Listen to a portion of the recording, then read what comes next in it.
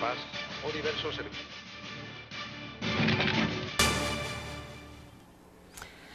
Estamos en la Universidad Jorge Tadeo Lozano. Nuestros invitados para el día de hoy son Angélica Redberg, de la Universidad de los Andes, y Frédéric Massé, de la Universidad Externado.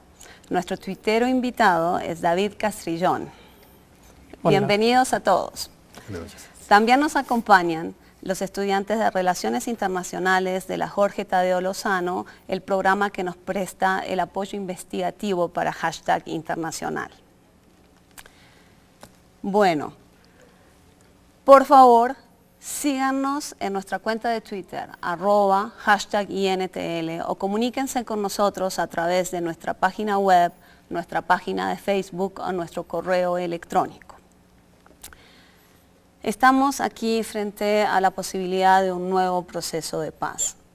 El acuerdo que se habría logrado, Angélica, Frédéric, contempla la participación de 4 países y un punto en el que se incluiría la negociación de mecanismos de verificación con acompañamiento internacional. Eso hace el tema de hoy bastante relevante para lo que sucede hoy en día en Colombia. Quería preguntarles a ambos, ¿es posible pensar, bien sea en Colombia o en cualquier otro lugar en el mundo, un proceso de paz sin participación internacional? ¿Qué cree usted, Angélica? Yo creo que no. Yo creo que la participación internacional juega un papel clave en cualquier proceso de paz por varias razones. En primer lugar, porque puede servir como tercero, neutro, garante, acompañante, que es un poquito el papel que han venido a jugar esos países que se nos han mencionado en estos acuerdos previos a negociaciones en Colombia. Por otro lado, una de las cosas buenas de haber acumulado tanta experiencia a nivel internacional en negociaciones de paz es que hay hoy en día países expertos con toda una diplomacia volcada hacia la solución de conflictos armados vía negociada, como Noruega, que pueden poner esa experticia y ese conocimiento a nuestro servicio. Yo creo que desaprovechar esa oportunidad y desaprovechar esa estructura de incentivos y oportunidades realmente es un error y no facilita que las soluciones se logren internamente. Yo creo que solamente para bien la participación internacional debe jugar un papel en las negociaciones de paz. ¿Y usted está de acuerdo, Freddy? Sí, creo que hay que definir un poco más lo que es participación internacional, porque hay un amplio abanico de posibilidades.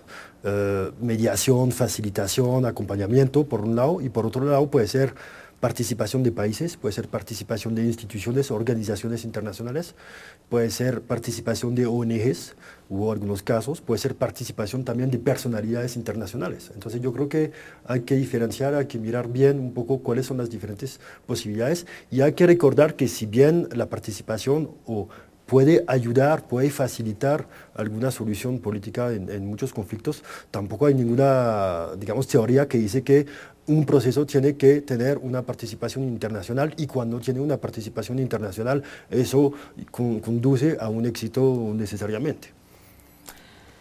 Durante esta semana hemos visto manifestaciones de varios actores internacionales. La Unión Europea, por ejemplo, sacó un comunicado de prensa en el que expresa que la Unión Europea siempre ha estado convencida de que solo una solución negociada puede proporcionar la base para una paz duradera en Colombia. Lo mismo hizo el Departamento de Estado de Estados Unidos. Les mostramos ahora lo que dijo el portavoz del Secretario General de Naciones Unidas.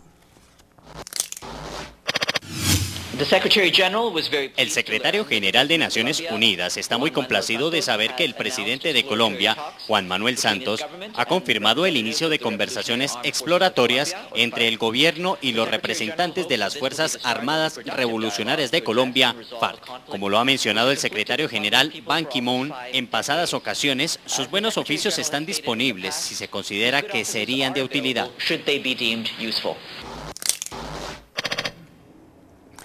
Aquí teníamos dos posiciones que yo, digamos, entendí un poquito diferentes. Una es la de Angélica, que nos decía que era absolutamente esencial la presencia internacional en un proceso de paz, y quizás Frédéric un poquito más de escepticismo de su lado, en el sentido de que no hay teoría alguna que diga que se necesita intervención internacional. Digamos que la posición mía es que hay que mirar, o sea, tú puedes tener acompañantes, pero participación entre un acompañante, un facilitador, un mediador activo, buenos oficios, hay todo un abanico de protagonismo. Ya vamos a eso, ya vamos a mirar uno por uno de digamos, de estas modalidades de participación, ya las veremos una por uno. Pero ustedes pueden pensar en algún proceso de paz reciente donde no haya habido ninguna modalidad de participación internacional. Yo no la conozco. No, es cierto, no, es cierto.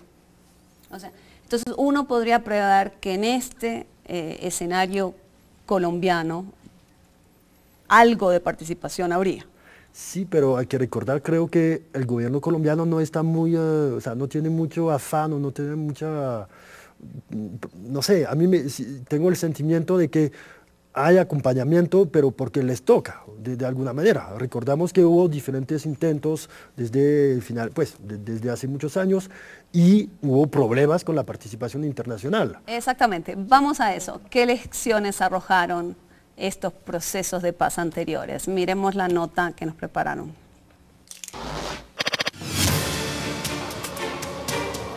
Vuelven a soplar vientos de paz en Colombia. Los múltiples intentos para conseguir la paz no han llegado a buen puerto y con cada fracaso la participación internacional aumenta. Entre 1982 y 1986, en el gobierno de Belisario Betancur, se conversó con la guerrilla de las FARC y se logró un cese al fuego y la desmovilización de algunos hombres armados. Se creó el partido político Unión Patriótica, pero la gran mayoría de políticos de la UP fueron asesinados. El proceso no contó con ninguna participación internacional y la paz no llegó. Entre 1986 y 1990, en el gobierno de Virgilio Barco, se logró lo que para algunos es quizás el único proceso de paz exitoso. El M-19 se desmovilizó y se convirtió en un partido político.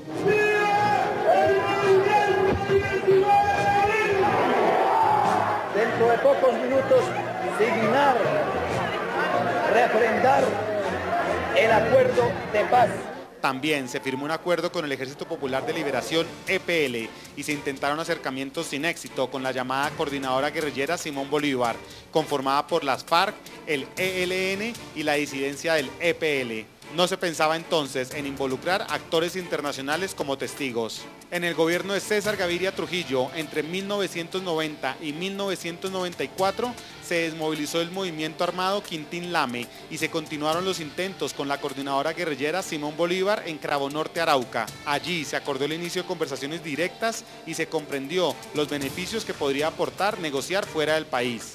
El lugar escogido fue Caracas, en Venezuela, pero los problemas internos en el vecino país llevaron a que las conversaciones se trasladaran a Tlaxcala, en México, donde después de 7 meses de conversaciones, el diálogo llegó a su fin.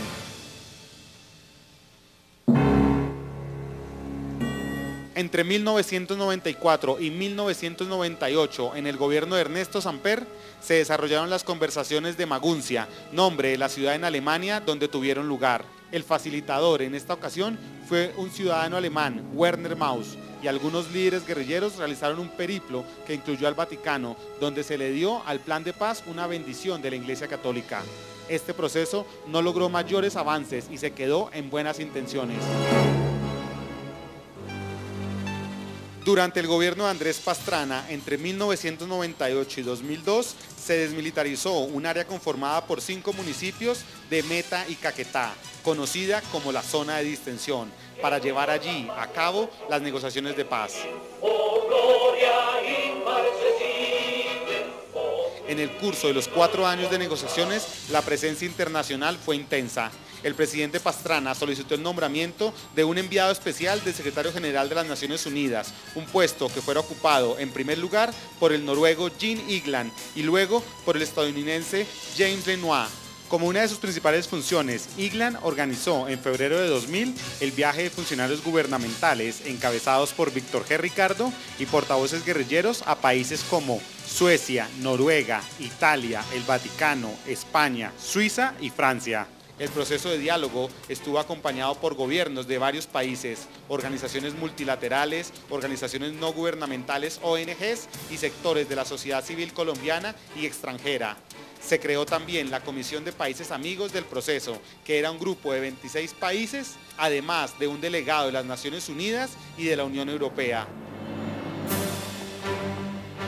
Durante los dos periodos presidenciales de Álvaro Uribe Vélez, entre 2002 y 2010, se realizó un proceso de paz con las Autodefensas Unidas de Colombia, en las denominadas conversaciones de Ralito en Córdoba, lo que logró la desmovilización de más de 30.000 hombres con el acompañamiento de la misión de apoyo al proceso de paz de la OEA. Para el retorno de los secuestrados, el gobierno de Uribe buscó varias mediaciones internacionales, entre las cuales se destaca la de Hugo Chávez. Varias rondas de conversaciones con el ELN tuvieron lugar en Cuba. Todo indica que el proceso de paz que pronto será anunciado será oficializado en Oslo, Noruega, y tendrá lugar en Cuba y contará con Venezuela y Chile como países garantes. Bueno, yo les proponía que miremos qué lecciones ha arrojado esta historia colombiana de procesos de paz. ¿Y qué les parece si dividimos, digamos, la discusión en dos? ¿Qué ha arrojado en términos de modalidades de participación, como planteaba Frédéric, y qué ha arrojado de lecciones en términos de actores o tipos de actores? ¿Les parece? ¿Qué opina usted, Frédéric, en términos de qué nos enseña el Caguán en términos de modalidades de participación? A ver, yo creo que una lección, bueno, primero volver un poco sobre un punto que estaba mencionando. O sea, es cierto que todos los conflictos tienen un componente internacional y todos los procesos de paz han tenido un componente internacional. ¿Te puedo interrumpir un poco en eso? Es que nos acaba de llegar una pregunta por Twitter, si el de ETA y el del Reino Unido tuvieron componentes internacionales. De Irlanda sí, de ETA menos, pero de ETA, pues hasta qué punto hablamos de proceso de paz. Yo estaba pensando también en Nepal, no hubo mucho componente internacional. O sea, todos tienen algún componente, hubo verificación internacional en Nepal, posterior, pero exactamente. No. Entonces, ¿por qué no hablemos, definamos el tipo de... Pues yo creo que primero depende de la voluntad de las partes de acudir a una tercera parte, digamos. Cuando sienten la necesidad de acudir a una tercera parte, puede ser por varias razones. Primero, para acercar a las partes. A veces hay una posibilidad de acercar a las partes. Después, para jugar un papel de testigo durante las negociaciones. Más allá de testigo, a veces para hacer un papel de mediador, o sea, que van a facilitar la negociación. Y después, como lo mencionaba ahorita, en la verificación de la implementación de los acuerdos de paz. Entonces, algunos países o algunas partes sienten que se necesita acudir a actores internacionales para ayudarlos en la búsqueda de una solución negociada. Y obviamente esta búsqueda pues es muy complicado porque las partes muchas veces no están de acuerdo para que sea la misma entidad o organización. Y Angélica, de todas esas modalidades, ¿cuáles son las que hemos presenciado en Colombia? Hemos presenciado diferentes tipos de modalidades. Puntualmente en el caso del Caguán hubo tanto facilitación por parte de la ONU, acabamos de ver la participación de Jan Egeland y Jim Lemoine, quienes tenían un mandato puntual de facilitar y de acercar las partes en torno a unos potenciales posibles acuerdos. También tuvimos el grupo de países amigos y había también una serie de acompañantes o verificadores que hacían el rol de llamar ocasionalmente la atención sobre lo que estaba o no estaba ocurriendo en el proceso de paz en el Caguán. Yo creo que una de las principales lecciones del Caguán es el desaprovechamiento precisamente del rol que la comunidad internacional podía haber jugado. Yo creo que en los procesos de paz siempre hay que preguntarse, comunidad internacional, ¿para qué? ¿Para lograr qué? Y creo que esas son las cosas que no estaban claras para ninguna de las partes involucradas en el Caguán. Muchos de los que formaron parte de ese grupo de países amigos, así como estos emisarios de la ONU, sintieron que ninguna de las partes estaba, en primer lugar, tomando muy en serio la negociación y tampoco estaba tomando muy en serio el rol que ellos podían jugar. Yo creo que en este campo ocurre, como en muchos otros, y es que uno recurre al experto para que le ayude, digamos, a resolver situaciones. Eso pasa en muchísimos campos y por qué no también en este campo de los procesos de paz, donde hay quienes han inventado, han estudiado fórmulas para acercar partes, para encontrar acuerdos, para establecer mecanismos de confianza que permitan luego verificar y monitorear el cumplimiento de los acuerdos y en ese sentido entonces debe jugar un rol importante la comunidad internacional cuando sirve a propósitos domésticos. Y ahí creo que quizás quería aclarar un poquito eso que habíamos dicho antes. Yo creo que naturalmente la comunidad internacional no puede intervenir porque ella considera que debe hacerlo. Debe ser algo invitado por las partes enfrentadas, quienes están interesadas en un acuerdo de paz. Y yo estaba haciendo memoria, no sé qué opinen ustedes, estaba haciendo un poquito de memoria sobre cómo sucedió lo del Caguán, porque recuerdo muy bien que cuando el presidente Pastrana pide un enviado especial al secretario general de Naciones Unidas, pide un enviado especial para la parte social de Plan Colombia, no pide un enviado especial a solicitud de ambas partes, es decir, con previo acuerdo con la FARC, sino que se presenta como un señor que iba a venir a buscar plata para Plan Colombia, y el señor llegó, Jan Egeland llegó, y muy pronto nos dimos cuenta que en efecto su función no tenía nada que ver con Plan Colombia, sino que era estar presente en el Caguán. Entonces, a diferencia de lo que ha sido en otros procesos, no era una cosa que arrancó, digamos, con consenso de ambas partes, vamos a ir a buscar ayuda internacional, sino que fue un poco ad hoc la manera en que se planteó todo eso. ¿Ustedes ven que podríamos estar en un escenario diferente hoy en día? Yo creo que sí, si retomamos el ejemplo de Jan Egeland, él llegó efectivamente con funciones no necesariamente muy claras, por lo menos. Y renunció a los 2 años apenas por supuestamente razones personales, pero supimos que porque consideraba que no tenía las garantías suficientes de ambas partes, ¿sí? Y después vino James Lemoine y recordamos que la salida de James Lemoine fue un poco complicada, ¿no? Básicamente sacaron a Naciones Unidas del país considerando que había un sesgo o cierto sesgo de Naciones Unidas en favor de las FARC. Ahora, el elemento importante, y para contestar a su pregunta, Jan Egeland hace parte de los 3 noruegos que estarían ayudando al proceso hoy en día. Uno se puede imaginar que si hace 10 años o más de 10 años renunció y hoy en día acepta, es que debe tener algunas garantías suficientes para pensar que la salida puede ser exitosa. Eso es lo que le hace. No, estaba recordando que Kofi Annan también aceptó ser mediador en Siria, y eso de por sí no le fue muy bien. Pero después dijo que era misión imposible, Kofi Annan. Exactamente. Egeland todavía no ha dicho nada. Egeland todavía, esa es una buena señal, no ha dicho. Ahí cuando recordaba Frédéric cómo se fue James Lemoine, se fue con acusaciones de ser pro-FARC, porque básicamente esa era la acusación que hacía el gobierno en ese momento. Digamos, ese tipo de acusaciones es frecuente en un proceso de paz, que alguna de las partes sienta que quien está facilitando se inclina hacia un lado o hacia el otro. Les quería preguntar, en términos de modalidades, ¿podemos hablar un poco las diferencias o las ventajas y desventajas de un mediador parcializado frente a un mediador neutral? ¿Cómo se plantean esas ventajas y desventajas? Para mí es muy difícil ver las ventajas de un mediador parcializado. Es decir, yo siento que la razón por la cual se solicita la participación de un actor internacional es porque va a suscitar y despertar la confianza de ambas partes, en el sentido de confiar en que van a protegerse los acuerdos, en que se van a verificar el cumplimiento, en que se va a monitorear el progreso en los distintos asuntos que se resuelvan. Y creo que ahí hace mucho daño lo que de hecho pasó con Lemoine en el Caguán, y es que una de las partes sienta que finalmente está obrando en favor de los intereses de la otra parte. Creo que eso no conduce a un buen fin, y creo que para eso es clave que siempre existan, en primer lugar, muy buenos canales de comunicación entre las partes y el actor internacional, y siempre mucha claridad sobre las reglas de juego de la participación, y sobre todo también frente a las declaraciones públicas que se hagan. Y creo que también en ese sentido, digamos, no hemos hablado de eso, pero creo que uno de los acuerdos aparentemente claros en este caso es que va a haber acuerdos sobre qué se dice, y se va, digamos, sin censurar la información, sin controlar qué se emite, y siempre a garantizar que lo que salga sea fruto del acuerdo de las partes. Y creo que eso es un paso muy importante en el cual el internacional puede jugar un papel fundamental. Pero ¿usted también cree que no puede haber mediador, que todo mediador debe ser neutral? No necesariamente. Hay varios puntos muy interesantes de lo que dice Angélica. Yo creo que hay que diferenciarla. O sea, mediador neutral no necesariamente, tiene que ser imparcial. Pero yo puedo ser imparcial. Sí, o sea, yo voy a considerar ambas partes con imparcialidad, aunque yo tenga cierta favoritismo o inclinación hacia una parte.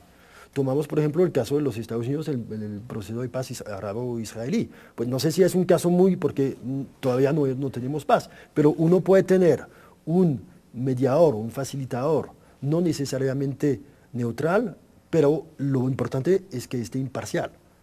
Y hay una diferencia, creo, entre la imparcialidad y la neutralidad. O sea, como dice Naciones Unidas, como un árbitro de fútbol que sea capaz de pitar las fallas. Exactamente, aunque el árbitro de fútbol a veces prefiere un equipo, sí, pero que sea capaz de pitar. De acuerdo, pero decía Laura era mediador parcializado. Yo entendí eso como persona que, digamos, declara su afinidad a uno de los bandos. Yo pienso que eso es un error. Bueno, pero por ejemplo, entonces sería un error, entonces, no, pero para seguir la discusión, sería un error entonces poner a Venezuela como mediador en el caso colombiano. Sí, pero no es mediador, no es acompañante. Es acompañante, pero fue mediador. Recordemos por eso fracasó. Recordemos, Pues, ¿usted diría que fue por eso que fracasó? No, es uno de los factores, o sea, no facilitó, digamos. No sé si es por eso que fracasó, pero no facilitó y yo creo que complicó.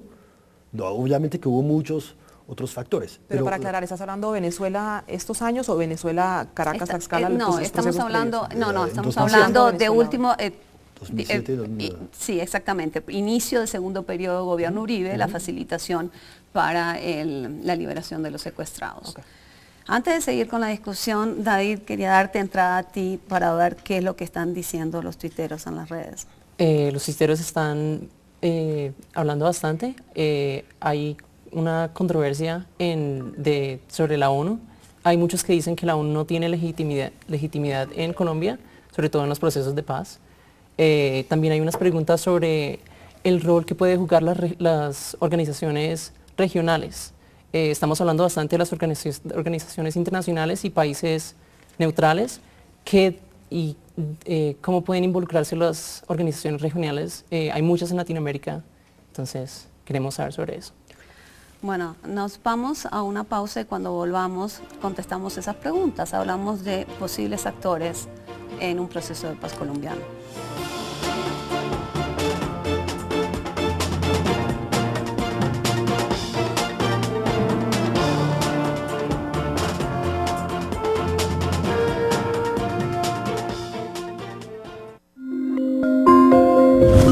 Ya regresa el análisis en #internacional.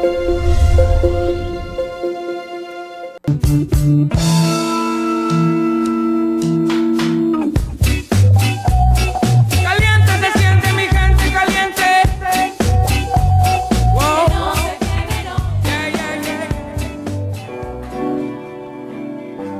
Y somos víctimas de víctimas, de víctimas del desamparo, víctimas de víctimas, de víctimas del desamor. Yo soy César López, músico, y como ciudadano y como artista le exijo al gobierno la ratificación plena de la Convención Internacional contra la Desaparición Forzada.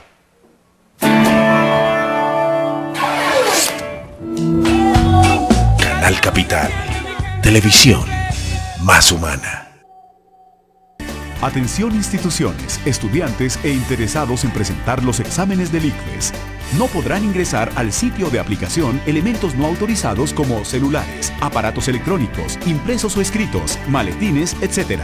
Solo podrán ingresar al sitio de aplicación documento de identidad válido, lápiz de mina negra número 2, borrador y tajalápiz. Evite sanciones y anulaciones. Más información en www.icfes.gov.co. ICFES, mejor saber. Atención instituciones de educación superior y estudiantes. Ahora todos los estudiantes de todos los programas de educación superior deben presentar el examen ICFES Saber Pro, antes ECAES. Las instituciones deben coordinar con todos los estudiantes los procesos de preregistro del 13 al 23 de agosto, recaudo antes del 14 de septiembre y registro antes del 18 de septiembre. Mayor información en www.icfes.gov.co. Mejor evaluación, mejor educación. ICFES, mejor saber. Esta era la Bogotá del trancón. Con el nuevo pico y placa. Esta es la nueva Bogotá. Menos aire contaminado, más salud, más vida. Una movilidad inteligente mejora nuestro ambiente. Secretaría Distrital de Ambiente. Bogotá Humana. El análisis continúa en #internacional.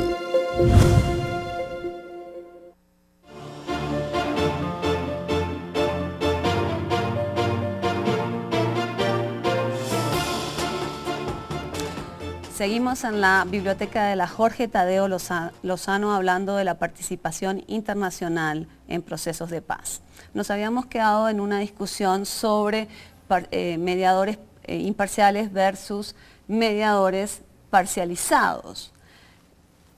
Frédéric, usted iba a hacer una reflexión sobre la salida de James Lemoine. Sí, yo quería volver un poco sobre James Lemoine, porque lo que dijo Angélica es muy interesante.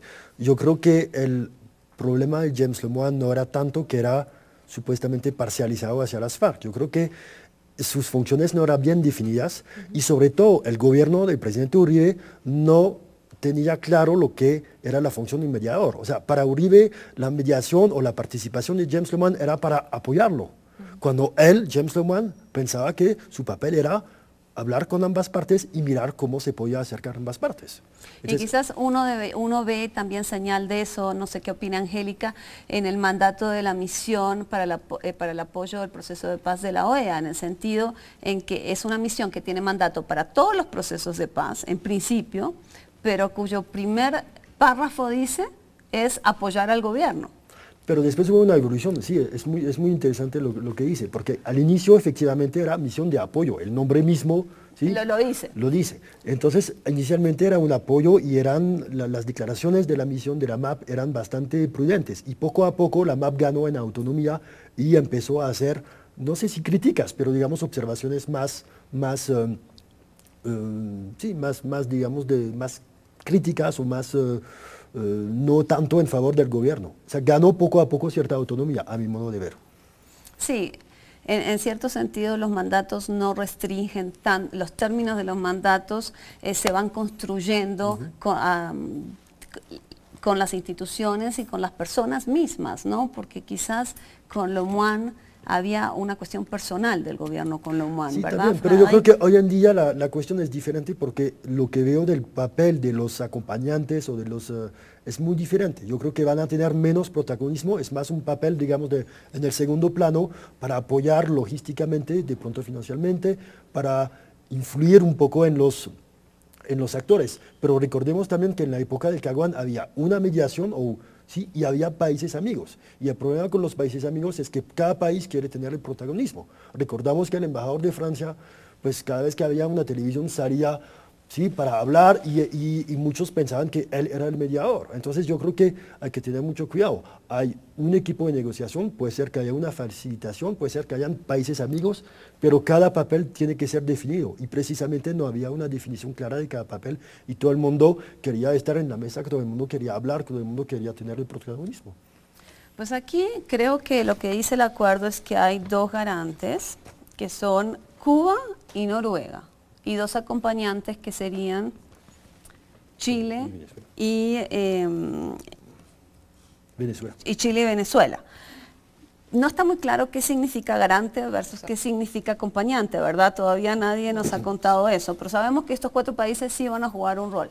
Hablamos con un periodista noruego especializado en conflicto que vino a la Universidad Santo Tomás y esto fue lo que nos dijo. Usually, it has been useful that they are quite small countries. Ha sido útil que países pequeños que no tienen pasado colonial ayuden a la paz. Like a colonial past in all corners of the world, so es fácil que las partes de un conflicto hablen con él. But the problem Pero el problema de los países pequeños es que no tienen mucho poder.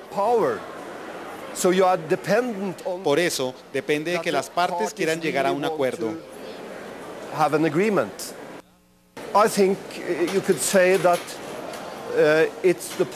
Podemos decir que Noruega quiere jugar un papel en el mundo como un promotor de la paz, pero eso nunca es exitoso.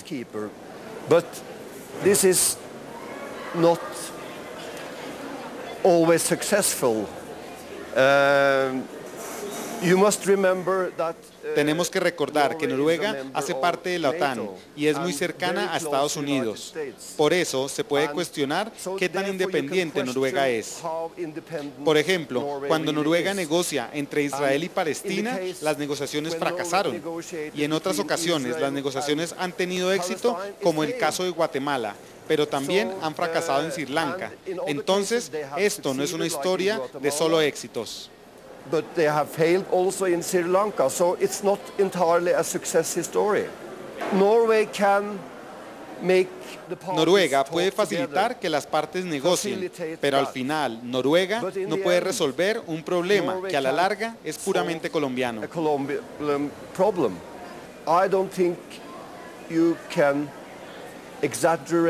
Yo creo que no hay que exagerar lo que puede hacer un país como Noruega en su rol como mediador.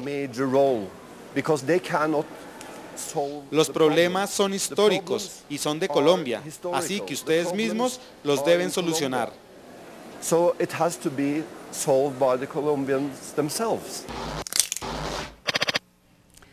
Bueno, ¿qué opinan de la participación de Noruega? A mí me llama la atención que Noruega parece haber desplazado a Suecia, que ha jugado un rol bastante, digamos, un rol relativamente importante en las negociaciones aquí. ¿Su apuesta es que es por Jan Egeland? En parte, creo que también hay que recordar que, si no estoy mal, hay varios militares colombianos que han estado allá, que han recibido capacitación.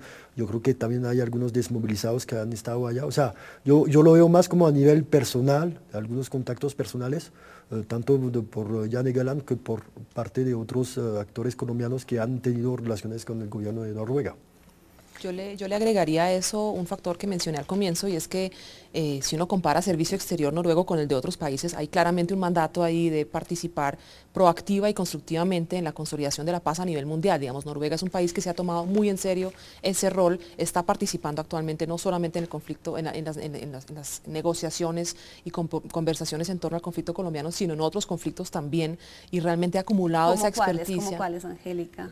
Para que tengamos Sri Lanka, claro. Países Sri Lanka, Guatemala, conflicto arabo-israelí. No tengo la lista presente, pero sí. sé por diplomáticos noruegos que están involucrados en alrededor de 7 conflictos actualmente, ni siquiera Guatemala, porque entonces eso ya pasaría, pero por cierto Guatemala es un buen ejemplo, porque ahí, digamos, me parece un buen ejemplo en el sentido de todo lo que no hizo la comunidad internacional para que ese acuerdo de paz fuera finalmente algo que asumiera la sociedad guatemalteca. Creo que lo que acaba de decir este periodista es cierto, y es que el actor internacional juega un papel de facilitador, pero finalmente los que tienen que firmar la paz y hacerla y absorberla y asumirla como propia son las sociedades locales. Si eso no ocurre, no hay experto que valga para promover ningún acuerdo. Pero recordamos también que Noruega, si no estoy mal, ya no tiene embajada en Colombia. O sea, tenía una embajada y ya no la tiene. Entonces es un poco, no sé si contradictorio, pero... Sí, es un poquito curioso, considerando por lo menos. Exactamente. Para volver al tema esto del sesgo o la falta de sesgo que se requeriría, aquí uno de los países que vemos aquí, y uno que digamos que había terminado con mucha falta de credibilidad el proceso anterior, es Venezuela, y aquí volvemos a ver a Venezuela. ¿Deben estar los países vecinos involucrados? En la medida en que la mayoría de los conflictos internos terminan internacionalizándose y que los países vecinos terminan, digamos, teniendo intereses en el conflicto interno de un país, ¿deben estar metidos en la negociación o no deben estar metidos? Yo creo que no. Yo creo que el hecho de que Venezuela esté acompañante y no garante, yo creo que es, para mí, acompañante es menor que garante, o sea, que es un papel de menos protagonismo. No significa que no tenga o que no pueda jugar algún papel, y yo creo que el papel que puede jugar Venezuela es precisamente algunos canales con las FARC, o sea, para de pronto influir un poquito sobre las FARC. Y yo lo veo así, no sé cómo... Yo creo que sí debe jugar un papel, precisamente porque sabemos hace rato que ha habido un rol digamos, mínimamente un sobrepaso de fronteras de las guerrillas colombianas y claramente un interés nacional de Venezuela de que el conflicto colombiano se resuelva. Este conflicto, como ya decías hace rato, se internacionalizó, desbordó las fronteras nacionales y por tanto es un problema para nuestros vecinos que creo que en la medida en que los involucremos en el proceso, los volvemos stakeholders, digamos, interesados, accionistas de la paz que se negocia en Colombia, que finalmente repercutirá en su propia situación interna y de pronto también les sirve de paso para promover su propia imagen internacional. Yo creo que para Venezuela es bueno jugar en este momento un rol positivo frente a la paz en Colombia. Sí, pero el problema es que Venezuela tiene vested interest, o sea, que tiene intereses y el riesgo es que la mediación de Venezuela se convierta en como su política exterior, que mezcle la política exterior o la relación con Colombia con su participación, no mediación, su participación en el proceso de paz. ¿Qué fue lo que sucedió? ¿Qué fue lo que sucedió? Y yo creo que es precisamente porque no sé, pues no tengo... Pero fíjense que estamos siempre en esta discusión de cómo debe ser la participación, si debe haber completa imparcialidad o intereses. ¿Por qué no les planteo una pregunta en relación con esto que tiene que ver con Estados Unidos? ¿Debe estar Estados Unidos involucrado en esta mesa de negociación? En cualquier forma, garante, acompañante, mediador, lo que sea, ¿debería estar? En la medida en que sí tiene vested interest. Usted planteaba, como tiene intereses, Venezuela es mejor que esté. Entonces, ¿Estados Unidos también debería estar? No, yo creo que de cualquier modo, obviamente que Estados Unidos van a influir de manera indirecta, como lo han hecho en muchos procesos de paz. Pero yo creo que los países que van a acompañar es una decisión de ambas partes. Yo creo que por obvias razones, pues las FARC no pueden aceptar que los Estados Unidos estén en la negociación. Pero fíjese que curiosamente han sido la FARC que han pedido en varias ocasiones reuniones con Estados Unidos y ha habido reuniones en Costa Rica donde sabemos que se han encontrado con Estados Unidos. ¿Qué opina usted, Angélica? Yo creo que el hecho de que el conflicto armado tenga una cercana relación con el narcotráfico hace que para Estados Unidos sea relevante cómo se resuelva o no el conflicto acá y puntualmente las relaciones digamos, económicas y políticas que ya salen del enfrentamiento armado propiamente dicho.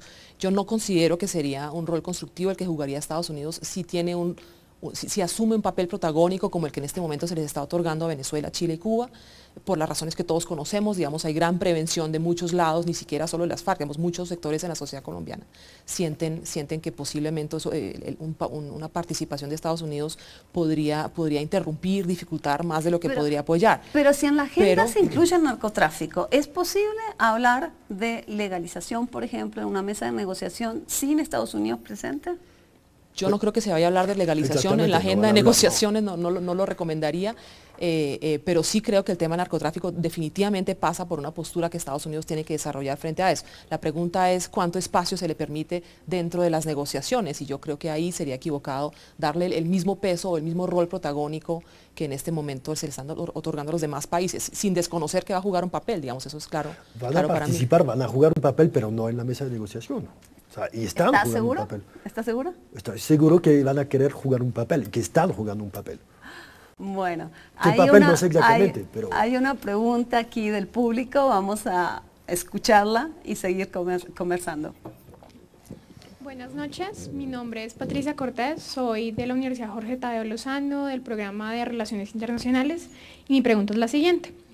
¿Los factores que tienen a favor los países acompañantes los puede llegar a deslegitimar ante las partes? ¿Cuál es la pregunta? Perdón. Bueno, te la repito. ¿Los factores que tienen a favor los países acompañantes los pueden llegar a deslegitimar ante las partes? A deslegitimar. A deslegitimar, sí señora. Exactamente. Toda esta cuestión pueden terminar deslegitimado dependiendo de si juegan de un lado o del otro, que va... Pues depende de qué papel van a jugar. O sea, estamos otra vez un poco hablando, especulando un poco. O sea, no sabemos exactamente qué papel van a jugar, no está claro todavía, salvo, digamos, que hay dos grupos diferentes. ¿Qué debería ser un país acompañante? Entendiendo que no entendemos muy bien qué significa acompañante, para no terminar deslegitimado en un proceso de paz. O sea, yo creo que, pues, es lo que mencionaba, la imparcialidad. O sea, Venezuela puede ser, sí, o sea, Venezuela tiene una inclinación, seguramente, pero tienen que ser los más imparciales posibles. Pero ¿por qué deberían ser los más imparciales? Yo veo acá en este acuerdo, si este acuerdo resultara ser el acuerdo finalmente, digamos, contemplado, uno no sabe porque estamos, digamos, a la merced de filtraciones, pero dicen Venezuela y Chile. Uno pensaría que justamente lo que cuenta ahí es el equilibrio, no de qué lado está cada uno de los dos. Sí, digamos que está Noruega y Chile, que a priori no son pro, sí, y está, digamos, Cuba y Venezuela por otro lado, creo. O sea, son 2 y 2, o sea, sí, que aquí lo que importaría es el son equilibrio. 2 y 2, pero 2 y 2 también, o sea, no en el mismo grupo, ¿sí? En los grupos de garantes claro, uno 2 y uno, en uno y 2 en otro. Sí. Eso cuando, Angélica, usted fue la que introdujo el concepto de grupo de amigos. ¿Eso cuenta en los grupos de amigos o no cuenta cuando se crean los grupos de amigos? Yo no sé si esto debe verse en lógica de suma cero, de cuántos tiene cada uno a su favor un poquito. Yo creo que aquí la pregunta clave es lo que acabas de decir sobre cuál es el rol que uno espera que jueguen. Y si pueden, digamos, declararse a favor de uno de los bandos o no. Yo creo que aquí está en juego un profundo respeto que ellos tienen que manifestar todo el tiempo por el proceso, y en ese sentido acompañante para mí sirve un poquito lo que hacen los terapistas de familia cuando hay crisis de pareja, digamos, servir como espacio donde las partes puedan expresar sus problemas, sus necesidades, a pesar de quizás considerar que uno tenga más razón que el otro, sin declararse a favor de uno y otro, guardando una muy prudente distancia, tratando de que efectivamente no se rompa el diálogo. Yo creo que el papel central va a ser en eso, en identificar, predecir y reparar crisis cuando ocurran, que las va a haber muchísimo. David, ¿qué están diciendo los tuiteros? Tenemos una pregunta muy interesante que pregunta @temas de paz. La pregunta es si las organizaciones internacionales deberían limitar su interacción con el gobierno y los combatientes o si ellos pueden interactuar con otros actores, por ejemplo, las víctimas. Y tal vez esa pregunta nos puede llevar al tema de solo lo internacional importa, cuando en el proceso hay que meterle sociedad civil. Bueno, el tema de la sociedad civil, yo creo que hay muchas expectativas un poco falsas al respecto. Yo creo que, primero, 2 cosas. En algunos procesos de paz, la sociedad civil ha tenido un papel bastante importante para facilitar, para llegar a acuerdos de paz, lo que llaman la track to diplomacy, ¿sí? En otros procesos... ¿Por qué no recordamos 1 o 2, donde una ONG, por ejemplo, en Mozambique, San Egidio, ¿verdad? Jugó un rol relativamente importante que después intentó jugar en Ruanda y no lo logró. Exactamente, pero en otros procesos de paz la sociedad civil no tuvo un papel muy importante. El caso de El Salvador, por ejemplo, la sociedad civil no tuvo un papel importante en las negociaciones de paz. ¿Pero no se trató de reparar eso con Guatemala? Exacto, yo quiero advertir sobre las limitaciones del track to diplomacy. O sea, finalmente la decisión de dejar las armas, de acoger unos acuerdos y cumplirlos dependerá de las partes efectivamente alzadas en armas. Yo creo que el rol que puede jugar el track to o la sociedad civil que se trata de involucrar en los procesos, facilitada ahí sí, por ejemplo, por comunidad internacional, puede ambientar, puede servir como verificador, como tomadera digamos, de termómetro para saber cuál es el ánimo de la sociedad civil, la disposición a aceptar ciertas concesiones y acuerdos, pero de eso no va a depender que finalmente se firme o no la paz. En Guatemala efectivamente trató de remediarse lo que en otras partes había sido considerado un error de no involucrar suficiente sociedad civil, y creo que es un muy buen ejemplo de cómo eso puede fracasar. Es decir, hubo muchísimas participaciones, muchísimas manifestaciones, pero finalmente la paz guatemalteca fue percibida por muchos por una imposición de la ONU, que no fue acogida localmente, que en una consulta popular que debía llevar a las reformas constitucionales fue votada en contra, y no solo eso, sino la mayoría se abstuvo, es decir, la sociedad guatemalteca no se sintió involucrada. De una ONU desconectada digamos, del resto del país. Esa es la percepción para muchos guatemaltecos hoy en día, que la ONU trató de jugar un papel de mediador, de involucrar sociedad civil, lo hizo sin duda, pero no obtuvo los resultados que uno esperaría, que era, por ejemplo, legitimar mejor esos acuerdos de paz, lograr que esos acuerdos realmente reflejaran muchas de las necesidades que la población guatemalteca percibe hasta hoy. Y solamente para volver al tema de la sociedad civil y digamos, volver a nuestro caso colombiano, con el Caguán, yo creo que la misma sociedad civil colombiana que fue activamente involucrada en ese proceso, principalmente por las FARC, hay que decirlo, después estuvieron muy decepcionadas con respecto al rol que pudieron jugar en esos procesos. Digamos, hubo varias cosas de logística y estructura que no funcionaron, por ejemplo, pretender que toda la gente se fuera al Caguán a declarar allá, y por otro lado, digamos, el sesgo claro que hubo en el tipo de organizaciones involucradas y en el tipo de impacto que tuvieron. Muchas organizaciones de mujeres, por ejemplo, cuentan con molestia, cómo fueron activamente desactivadas durante las negociaciones, es decir, ahí no había... Creo que hay una equivocación en cuanto al papel de la sociedad civil. O sea, la sociedad civil no es la que negocia. Que participe, que influye, que presione, que sea consultada, es necesario. Pero no es la sociedad civil que va a negociar, que va a sentarse en la mesa de negociación. Y yo creo que es un poco la equivocación de lo que estamos viendo en los últimos días, que todo el mundo quiere comprar su tiquete para Oslo, que todo el mundo quiere estar en la mesa y que hay que reactivar todos los procesos que fracasaron anteriormente. No, hay un equipo de negociación. Lo importante es que los que negocian estén conectados con la sociedad civil en general. Pero esa conexión, esas consultas, no significa que cada uno vaya a sentarse y hablar con los señores de las FARC. Bueno, ¿les parece si ahora pasamos a la discusión específica de organismos internacionales? Porque lo que uno ve, en lo que se ha podido percibir hasta ahora de este nuevo escenario, sería un poquito de acompañamiento internacional, un poquito, y por ahora nada de, digamos, conexión con la sociedad civil. Por ahí no... De lo que hemos visto hasta ahora, no hemos visto nada de eso. Más bien lo que vemos es que sería un proceso llevado a detrás de puertas cerradas, y se anunciarían los acuerdos solamente cuando se lleguen. ¿Qué mecanismos habría para que las partes fueran alimentadas por la sociedad civil? Todo eso no se ha dicho nada, y nada de eso por lo menos está en lo que sería el preacuerdo. Pero, perdón, nada de sociedad civil hay que matizar un poco, porque todo lo que pasó con el marco jurídico para la paz, todo lo que ambientó ya hubo consultas de la sociedad civil. Sí, pero el marco jurídico por la paz, yo no sé qué opinen ustedes. Esa es una cuestión que se plantea como una cosa para facilitar o para ambientar la negociación, pero que no es resultado de una mesa de negociación, ¿verdad? No es resultado, mientras en otros procesos eso ha sido resultado. ¿Esto ha sido consultado con la otra parte, con la FARC? Probablemente, sí. y lo que digamos hay que decir también es, una cosa es el marco jurídico y lo siguiente será la reglamentación, y ahí digamos me parece que es es claramente una oportunidad que se abre de que esa reglamentación puntual ya se empiece a adecuar a las necesidades que vayan surgiendo en la mesa de negociaciones. No sé si eso haya sido el interés de las partes antes de que se filtraran todas estas cosas, no sé si querían, digamos, tomarse más tiempo, pero claramente yo vería esa como una oportunidad que tienen para materializar algunos de los acuerdos. Pero eso viene después de los acuerdos de paz, o durante la negociación. Eso no lo sabemos. Sí, yo creo que viene después. Sí, o sea, yo pensaría que viene después. O sea, la sociedad civil puede jugar un papel importante una vez firmados los acuerdos de paz. Porque según el acuerdo filtrado, supuestamente, digamos, forma parte de él la discusión sobre cómo efectivamente, qué tipo de tratamiento jurídico van a recibir los diferentes integrantes de los grupos desmovilizados, y eso claramente es un guante al tema del marco jurídico. Lo que quisiera notar, pero miren lo curioso, lo que quisiera notar es que ese marco jurídico por la paz que fue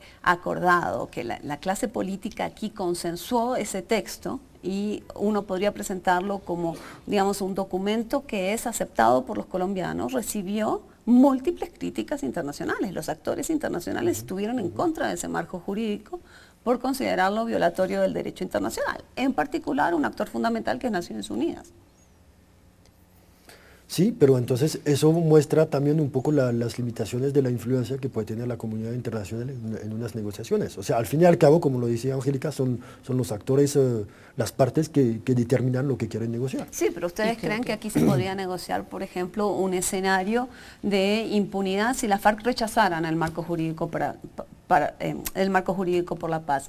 También hay ¿podría, por ejemplo, Colombia, porque llega a un consenso general aquí, rechazar normas internacionales o consensos internacionales? O no. También Colombia está obligada por todo un sistema internacional a cumplir ciertas normas. Al mismo tiempo yo creo que todo este bagaje de normas internacionales también ha mostrado sus limitaciones, es decir, no va a llegar la Corte Penal Internacional mañana a llevarse los violadores flagrantes de los derechos humanos. Y creo que en ese sentido también ha habido una reivindicación importante de lo doméstico y la necesidad de tener maniobra política sin llevar a los extremos de la impunidad, pero sí teniendo la posibilidad de aceptar que finalmente la paz cuesta algo de justicia, y creo que eso es una de las cosas que también la comunidad internacional y la colombiana han tenido que aprender. Bueno, tenemos una pregunta aquí de un estudiante.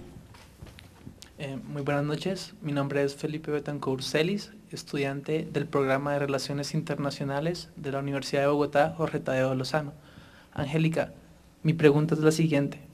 ¿Cómo cree usted que se debe complementar la voluntad política de las partes y la participación de la comunidad internacional en un proceso de paz?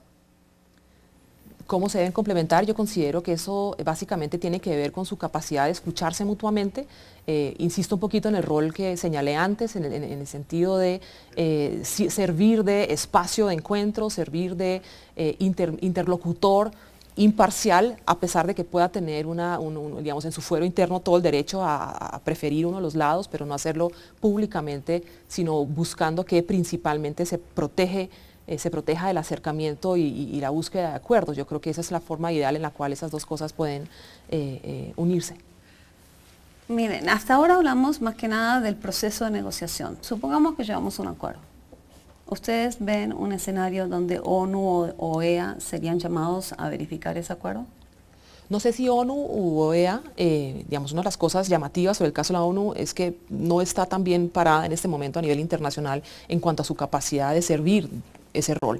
Digamos, acaba de salir, digamos, o está, digamos, involucrada en un gran problema en Siria. Kofi Annan acaba de declararse incapaz de, digamos, resolver eso. Lakhdar Brahimi asumió las banderas de Kofi Annan, pero básicamente es una situación doméstica muy compleja, donde, como ha ocurrido antes, también está incluso en juego la vida de funcionarios de la ONU en el terreno. Digamos, Ruanda, por ejemplo, hay que recordarlo, fue un caso de fracaso para la ONU, porque ahí tuvieron que retirarse, fueron declarados ellos mismos blanco de una de las partes, y ahí de nuevo está la pregunta sobre imparcialidad. No se lo creyeron, algunas de las partes empezaron a atacarlos, y creo que ahí hay una gran limitación de la cual debemos saber. ¿Y usted cree que la presencia de la OEA aquí podría ser aprovechada? Sí, o de la ONU. Yo creo que hay dos elementos. Es importante que una organización con una capacidad logística, financiera de averiguar, de supervisar, de monitorear la implementación de acuerdos de paz, haga el trabajo. O sea, si tenemos a un mediador como Noruega, como Venezuela, ellos no son los países que van a mandar verificadores. Entonces es importante que en la fase de implementación de los acuerdos de paz haya algunas organizaciones con esa capacidad de averiguar, de monitorear. Y lo mejor sería que esas mismas organizaciones hayan tenido algún papel durante las negociaciones. ¿Por qué? Porque en la fase de implementación de un acuerdo de paz, muchas veces las partes intentan recuperar lo que no pudieron tener durante las negociaciones. Entonces, toda la fase de implementación del acuerdo de paz es importante tener una mediación para que las partes no vayan a decir mentiras. Me explico. Si tú tienes una organización que es garante del proceso de paz, ¿sí? Al momento de la implementación, es más difícil para las partes decir, lo que nosotros hemos firmado era eso. Si tú tienes un garante, el garante puede decir, eso no fue lo que se firmó, eso no fue el espíritu de los acuerdos de paz. Yo quiero agregar una cosa, solamente para completar, porque solamente llegué a la parte de la... Sin tiempo, dale Angélica, rápido. Llegué solo a la parte de la crítica a la ONU. Yo quiero también recalcar que la ONU tiene hace rato un montón de instituciones, organizaciones propias trabajando en Colombia, que es un capital importante que hay que aprovechar en todos esos acuerdos. Está el PNUD, está ACNUR, está OCHA, está el representante de derechos humanos, y yo creo que eso es un activo importante que hay que implementar o que hay que aprovechar a la hora de verificar y monitorear acuerdos. Bueno, les agradezco mucho, Frederic, les agradezco, Angélica, gracias David por haber venido, y a los estudiantes de la Jorge Tadeo Lozano. Nosotros nos vamos, los invitamos a ver #internacional el próximo jueves. Cubriremos el tema de las elecciones en Estados Unidos. Agradecemos aquí a la Jorge Tadeo Lozano y seguimos haciendo TV más humana para ustedes.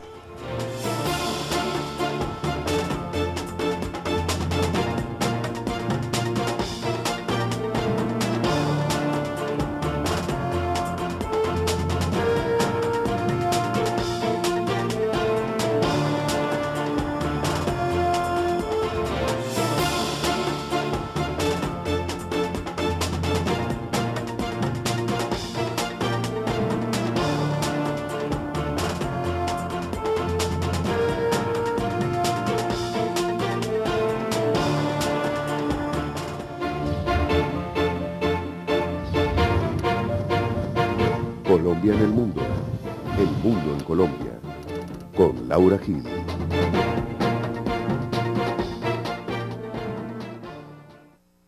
El siguiente programa es para mayores de 18 años. Puede contener escenas de sexo y violencia. Clasificación adulto.